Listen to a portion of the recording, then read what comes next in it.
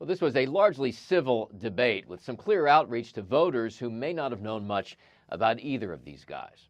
I recognize a lot of Americans don't know who either one of us are. In their first and only debate, vice presidential nominees J.D. Vance and Tim Walz worked to introduce themselves to voters while also drawing some clear lines. But what's fundamental here is that steady leadership is going to matter. A nearly 80-year-old Donald Trump talking about crowd sizes is not what we need in this moment. Donald Trump actually delivered stability in the world, and he did it by establishing effective deterrence. The two used much of their nearly 2 hours on stage taking swipes on policy rather than personal attacks, debating a range of issues: immigration, the Middle East, and abortion. We trust women, we trust doctors. Let the individual states make their abortion policy, and I think that's what makes the most sense in a very big, a very diverse, and let's be honest, sometimes a very, very messy and divided country. One of the most contentious exchanges of the night came when the two sparred over whether former President Donald Trump lost the 2020 election. I would just ask that. Did he lose the 2020 election?